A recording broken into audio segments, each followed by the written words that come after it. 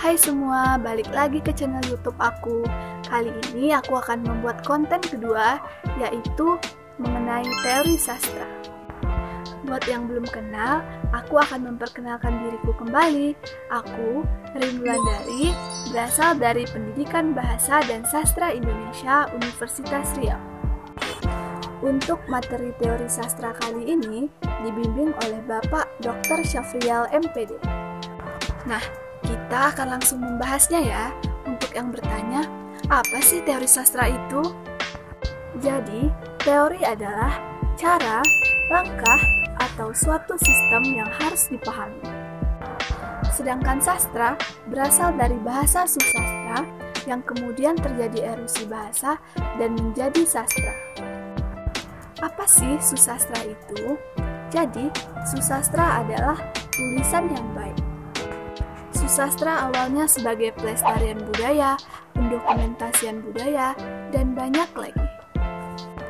Susastra disampaikan dengan cara penyampaian yang baik dan memiliki nilai-nilai edukatif. Nah, ilmu sastra mencakup 3 aspek. Yang pertama sejarah sastra, yang kedua teori sastra, dan yang ketiga kritik sastra. Ada beberapa bagian yang harus dicermati dalam suatu karya. Yang pertama, fisik karya. Dan yang kedua adalah mempelajari respon penerimaan masyarakat. Bukan hanya suka atau tidak suka, tetapi sudah bisa mengkritisi, menilai kelebihan dan kekurangan dalam suatu karya. Nah, perlu diketahui, tahapan mengapresiasi karya sastra itu dengan cara menikmati karya sastra dengan cara membaca. Nah, perlu diketahui, jika ingin menikmati karya susastra, itu dibaca, bukan dihafal. Dan ada 2 pandangan susastra berdasarkan teori. Yang pertama, pandangan atau penglihatan terhadap objek itu sendiri. Yang kedua, lahirnya karya sastra itu berdasarkan pengalaman saat itu. Dan yang ketiga, itu adalah penikmat atau pembaca.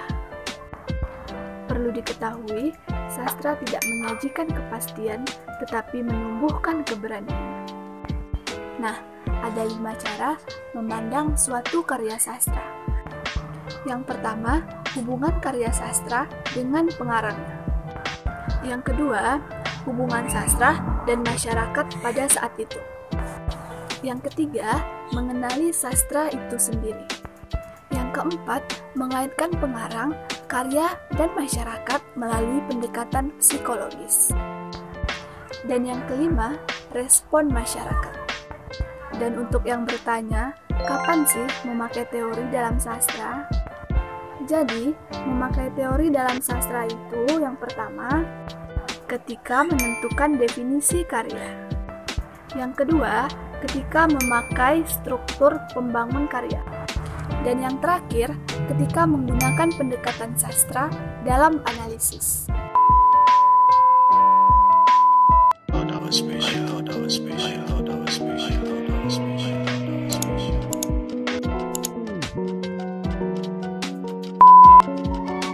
Namun jika harus diungkapkan, aku tak tahu harus mulai dari mana, tak tahu harus berkata apa.